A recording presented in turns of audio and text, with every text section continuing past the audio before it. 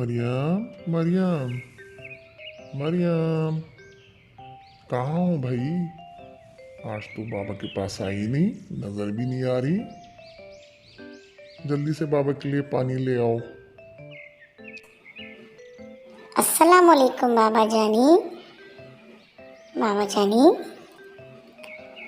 मैंने आपसे कहा था ना मेरे लिए बंदर का बच्चा लाएं। बाबा ला देना यार, मुझे बहुत पसंद है बंदर। उसके बच्चे को मैं पालूंगी।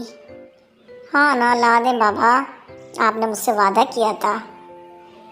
मरियम अपने बाबा से बहुत ज़िद करती है बंदर के बच्चे के लिए और उनसे कहती है मुझे ला के दें बंदर, वरना मैं आपसे नाराज़ हो जाऊंगी। बेचारे हामिद साहब समझाते हैं। बेटा देखो, बड़ी जिम्मेदारी होती है इन जानवरों की भी। चलो अच्छा, तुम जिद करती हो तो मैं तुम्हें ला दूंगा। बच्चों की तरह खुश होती है फिर मरियम और दौड़ती भी अपनी दोस्त को बताने जाती है, आयशा को। आयशा, आयशा, आयशा कहाँ हो? बहुत गुड न्यूज़ है। अरे भाई सांस तो लो, क्यों नाच रही हो? क्या हो गया? यार बाबा कल मेरे लिए बंदर ला रहे हैं। यार मैं बहुत खुश हूँ। दूसरे दिन हामिद साहब बंदर मरियम, और मरियम बच्चों की तरह खुश, और हामिद साहब समझा रहे कि देखो, जानवर के साथ उसके खाने पीने का बहुत ख्याल करना है बेटा। मरियम तो उस बंदर के बच्चे को पाकर बहुत खुश थी। उसने अपने बंदर का नाम टिंकू रखा। बस वो उसके साथ सारा दिन खेलती।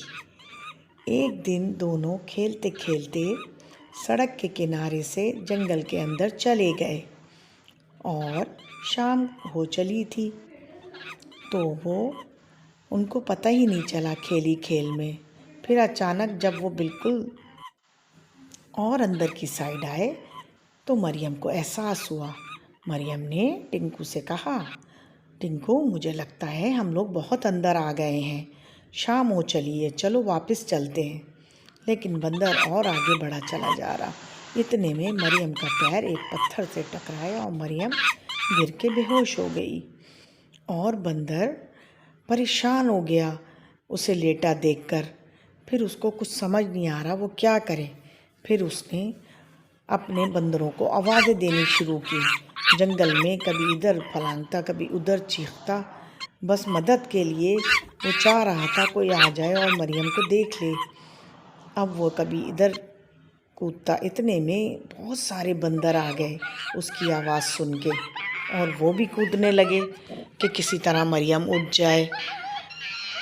वो बंदर हैरान और परेशान थे कि किसी तरह मरियम उठ जाए, लेकिन मरियम को तो होश ही नहीं आ रहा था। वो बेहोश थी। फिर एकदम अचानक वो खुद ही उठ के बैठ गई और बंदरों को हैरानगी से देखने लगी कि इतने सारे बंदर और मेरा टिंकू इनके साथ कितना खुश है। इतने में उनके अब्बू आ गए। देखा मरियम, मैंने कहा था ना, वो तो बेज़बान जानवर है। आपके पास तो अकल थी ना, आप जंगल के इतने अंदर क्यों आई? फिर मरियम ने माजरत की अपने अब्बू से और कहा, हाँ आप बिल्कुल ठीक कहते हैं। ये बाबा इन्हीं के साथ खुश है। मैं अब आइंदा कभी ऐसी जिद नहीं करूँगी। इस तरह मरियम और उनके अब्बू चले गए टिंकू को वहीं छोड़ के, और टिंकू मरियम के पीछे पीछे चला आया। लेकिन मरियम अब उसे देखकर बहुत खुश थी और उसे खुदा हाफिज़ कहती हुई वापस चली गई अपने अब्बू के साथ। प्यारे बच्चों, इस कहानी से ये सबक मिलता है, ये जानवर जंगल के हैं, ये घरों में कभी खुश नहीं रहते, इसलिए क्योंकि ये अपने साथियों के साथ ही खुश रहते हैं। तो प्यारे बच्चों, मेरी कहानी अच्छी लगी हो तो उसे लाइक करें, सब्सक्राइब करें, शेयर करें। मिलते हैं अगली कहानी में। अल्लाह हाफ़िज़।